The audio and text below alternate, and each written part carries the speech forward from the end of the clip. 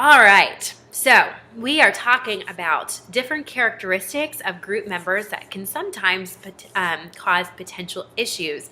So the next group member that we're going to go over is the in the Cloud and Townsend text they call it "shut up." I call it the talker, but usually we want the talker to shut up. Okay, so you can see where that name comes from. This is a person who can easily be confused with somebody who is needy, that needy person, or they can oftentimes be the same person. The talker is characterized by just that, somebody who talks and talks and talks and talks and just doesn't seem to shut up. And beyond that, they even seem to lack some sort of awareness that they're talking as much as they are. These are the people that you kind of silently groan at as soon as they open their mouths and kind of because you just know I've got to settle in for this long-winded sharing of whatever the topic is. Dealing with a group member who is a talker can be difficult, especially because talking is what you're supposed to do in a group. So you really have to be careful of how you go about this so that you're not squelching the desire to share and really going against the core purpose of the group. So many of the same techniques that we use with the needy person are going to be the same types of techniques that we can use with the talker. So again, we're going to be consistent with the structure of the group. If that means that we're more pointed in asking people questions or who to respond, that's going to be very helpful. We might potentially be pulling that person aside before or after the group and just discussing what we're noticing. Again, this is something that you could bring into the group process, reflect on it with the group. It might mean that this person needs an individual therapist. Maybe they need somebody for that one-on-one attention. But remember to offer empathy and compassion. Oftentimes, this person is talking and talking and talking because they really just want somebody to listen to them.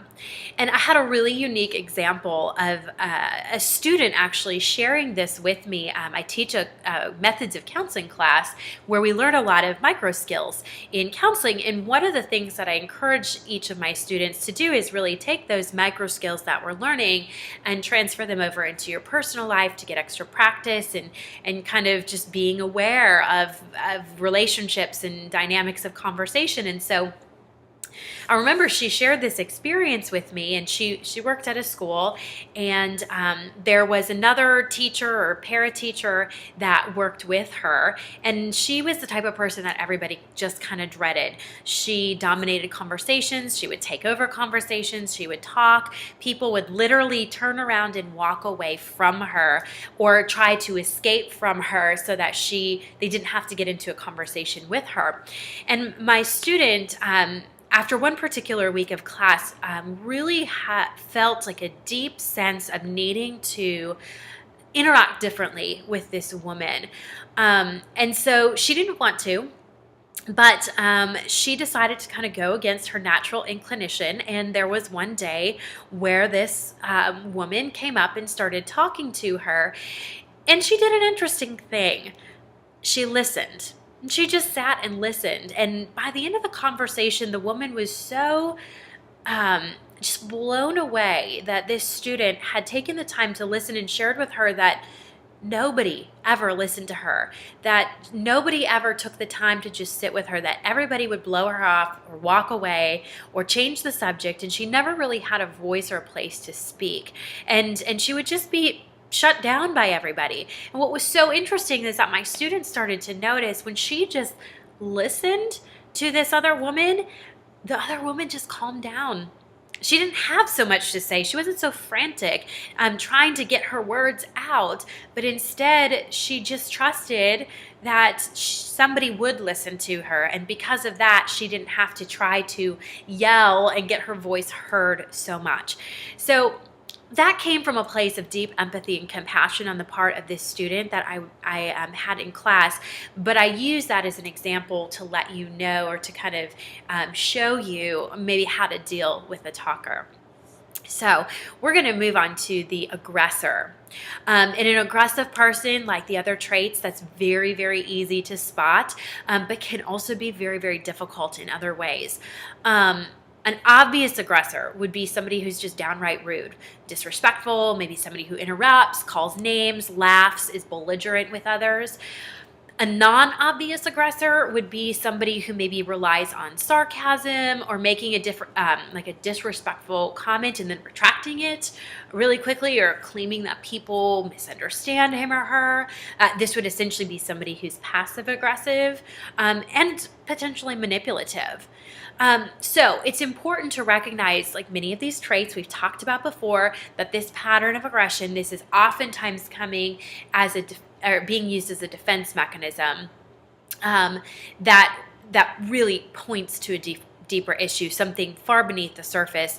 And those aggressive tendencies tend to mask those issues or make it easier for that person to deal with those issues or those underlying issues. There's a resource that I'm going to give you during week 7, and it is a workbook for a very specific model of therapy called Internal Family Systems, IFS. And one of the premises of IFS is that we, like a family system, you think about our families of origin, we all have different roles that we play, and the reason we play those roles is to maintain a status quo. When somebody goes outside of that, it disrupts the harmony of the family, and so to get everything back to this peaceful place, we have to play our role. So internal family systems is the same concept, except we talk about different parts of us that play specific roles in order to maintain a status quo. IFS characterizes 3 different types of parts. We've got firefighter parts, we've got manager parts, and we've got exiled parts. The exiled parts are the parts of us that are wounded. They're young. There's maybe been trauma that's suffered. It's a message that we've heard over and over that really is detrimental to us. And we try to push those away and keep them safe so that nobody will touch those or reopen those wounds, and so that we won't have to experience that pain anymore. The managing parts are just what the word or the title suggests. They're the parts that help us manage from day-to-day life. These could be, parts that are my therapist part, creative part of me, an intellectual part of me. These are the parts that we really tap into in any given situation to help us manage our day-to-day lives. They also come in play to protect those exiled parts, because we like to engage with those parts rather than those exiled, wounded parts, and it's easier to focus on those tasks and those traits. We have another set of parts that IFS characterizes as firefighting parts. These are oftentimes the big, bold behaviors. Alcoholism, prostitution, being really angry and really aggressive, maybe really extreme behaviors, those sorts of things that a lot of times people see as the issue, but aren't really the issue. What I mean by that is a young woman who has been sexually abused by multiple people in her life. Those are very wounded parts of her. Now, while she might be a prostitute in her adult life, or as part of her job, it's oftentimes much easier to stay focused on that behavior, and it's easier for other people to call out that behavior, to deal with that behavior, rather than tapping into those wounded parts. And so in her mind, she goes, I can deal with the criticism or the judgmental stares and glances that I get from my prostitution, as long as that keeps people and myself away from having to deal with these really wounded parts of me. So they act as a firefighter. So I tell you that because oftentimes that aggressive person, that behavior is acting as a firefighter. Like I said, it's acting as a part that distracts from really what's going on. And so just to kind of keep that in your mind, that's maybe what's happening when you come into conflict with aggressive people. So like we've talked about in the other types of people, it's absolutely okay to call out this type of behavior in a group when you notice. In fact, it's very important that you call this behavior out, but to do it in a respectful manner, to not be reacting to what they're bringing to the group, but instead responding. Um, so as a therapist or the facilitator of the group, how this looks is solely dependent on you. And the rest of the group members really are going to look to your lead and then, of course, mirror their own behaviors after you. So, however, the one thing is if this behavior were to continue, I do have just a couple suggestions.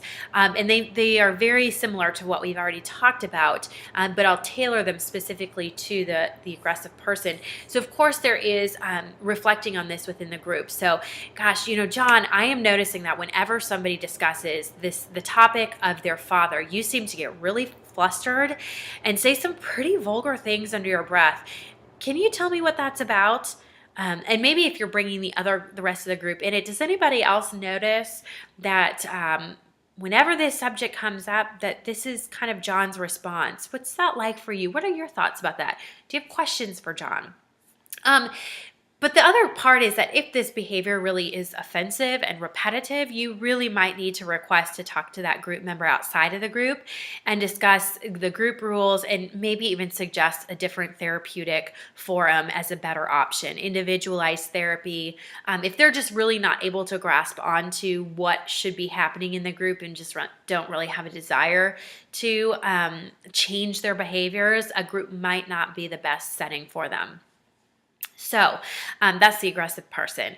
And we're going to move on to the narcissistic person, having a narcissistic person in group. This, of course, is very near and dear to my heart as I worked with convicted sex offenders, all of them with the group or with the diagnosis of narcissism. So you can imagine this was a very fun group.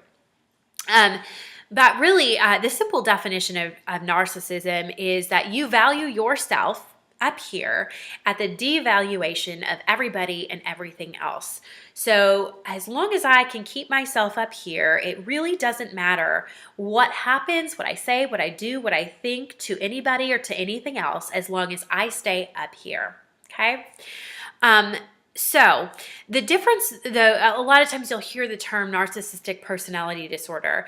And the difference really between a personality disorder with narcissism included and a mood disorder, so your depressions, anxieties, or other mental health disorders, is that people with a personality disorder and sometimes even those personality disorder tendencies really lack self-awareness to know that anything that they're doing is unhealthy, inappropriate, or disrespectful.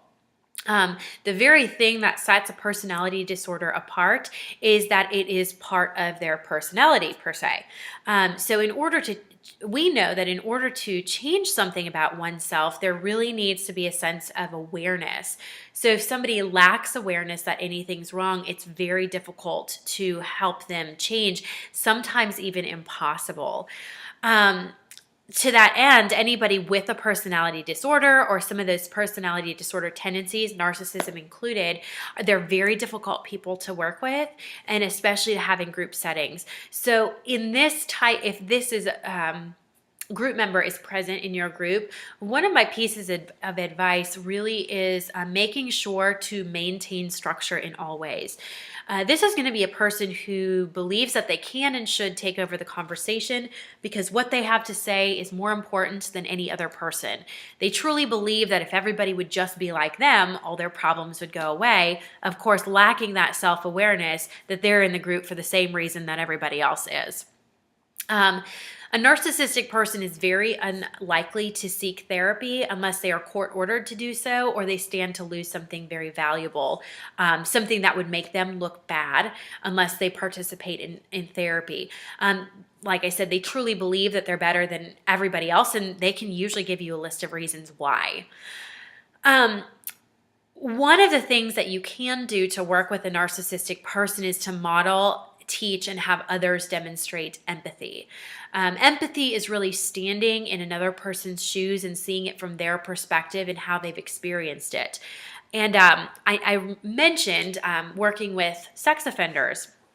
And I remember talking with another therapist that I worked with, and she explained to me my only goal in these groups is to help them develop an empathetic standpoint. And as we talked about it more, what really came out is that if these men were to develop an empathetic standpoint, they would never offend anybody again. They would never commit another sexual offense because truly, if they could put themselves in the shoes of their victim, there's no way that they would abuse them. It just wouldn't happen.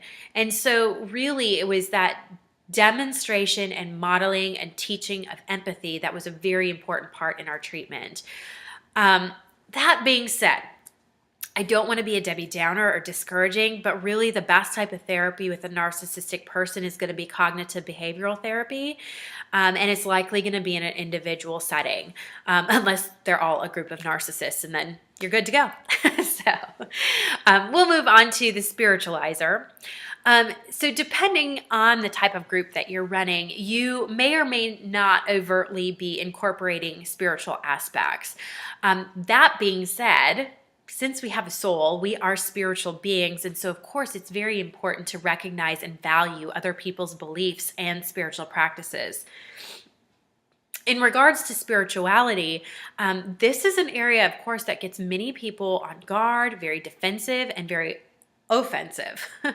And so it's really important in a group setting to ensure that if somebody's expressing their individual spiritual beliefs, that they recognize that this is their own spirituality and that they're not forcing it on another individual.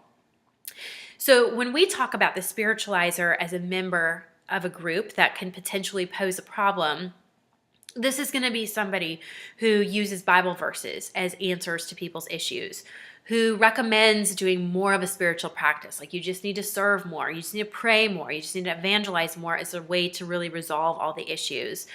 And this is a person who is going to be renaming all of the problems as sin issues that demand repentance.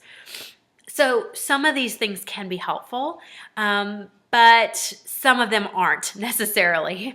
And they aren't necessarily unhealthy actions in terms of praying more, but they miss the point. Oftentimes when we spiritualize things, we're taking away from the impact of what's going on. So rather than feeling our feelings, experience a situation at hand and letting it work its way through us, we're kind of usurping the process by the tasks that we should do spiritually, and really can miss a lot of valuable lessons that help us grow. And giving kind of that church answer can sometimes detract us from really sitting in the moment and let the pain work its way through us. If it's just about praying more, sometimes we aren't able to sit and understand what's just happened to us, and those are the things that can make us into a better, fuller, more sanctified person. Many of the ways to deal with somebody who's spiritualizing is similar to the ways that we're dealing with all the other people who are problematic in the group, calling it out, reflecting on it, talking to the group member outside a group. I'm not going to go more into that, but it's good to be able to recognize there's a difference between bringing spirituality into a group and then somebody who is a spiritualizer, an over-spiritualizer, that can really be detrimental to the group. So we're going to end it there in terms of the problematic people in group settings, and we're going to just go over a couple other things. We've talked a little bit about the assignments already. You guys are in the groove and understanding what's going on a week-to-week basis, which is fabulous. After this week, so we've got 3 weeks left of class, weeks 5, 6, and 7. And I'm going to give you some resources. So really what I did is I just picked out a couple different resources that demonstrate different types of groups. I will go ahead and send these all to you also in an email format, but I just wanted to, get you guys thinking about different types of groups that you could lead or participate in, especially as y'all are looking forward to creating that group plan. So let's see. The first one that I picked out is called The Gifts of Imperfection by Brene Brown. The reason that I picked this out is that it would be a very structured group with a lot of flexibility from week to week. What she has is this book is split up into 10 different sections. She calls them guideposts. And each different guidepost deals with a different aspect of being vulnerable, of shame, of letting go of who you think you are, and who you're supposed to be, and embracing who you truly are. So this would be a great group, if you're looking for a structured group that kind of guides and then lets people kind of navigate within and take the discussion where it needs to go each week, depending on the topic. I grabbed a couple other groups that are more topical related. So this one is Perfect Weight by Deepak Chopra, and this one is Wounded Heart, A Hope for Adult Victims of Childhood Sexual Abuse by Dan Allender. So of course, I'm not saying that you have to use these books, but I'm just using them as a reference for these are very topic specific groups. This is going to be dealing with weight issues or dealing with childhood sexual abuse. So the people in this group are going to have similar stories and similar struggles and similar emotions. These are great resources to give people in those groups and to bring back what they're learning into conversations, or to use these books as loose structure for here's where I think we could go with the group. I picked out a book that is kind of structured for potentially people at a specific life stage. This is called Carry On Warrior, The Power of Embracing Your Messy, Beautiful Life by Glennon Melton. And so what I love about this is she's just talking about being vulnerable, life, things that she's dealt with. And so this type of group would be more of a process group and encouraging being open and being and sharing and living experiences and being vulnerable and feeling your feelings and those sorts of things. It wouldn't necessarily, if you were to have a group on this specifically, it would not necessarily be that we talk about something specific each week, but it's a forum for people to really be able to kind of embrace where they're at. How do we do that? What's difficult about that? What stands in our way? And so that's a different type of group. And then the last thing I grabbed was attachment-focused family therapy.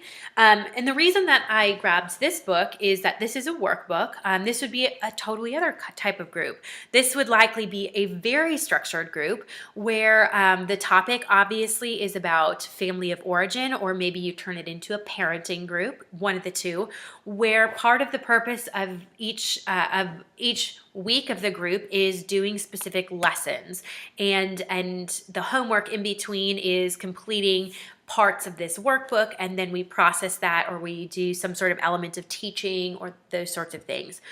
So that would be a different type of group. So like I said, I just wanted to give you kind of a variety of different types of groups that you could use, resources that you might want to use. Of course, you certainly don't have to, but this is just kind of a foundational point for you. So I'm going to go ahead and stop the lecture there. You guys are doing awesome. We're 5 weeks in. We're more than halfway through after this week of both our class and our groups, facilitating and leading the groups. And so you guys are doing wonderful. And I look forward to the next few weeks with you. Have a wonderful day.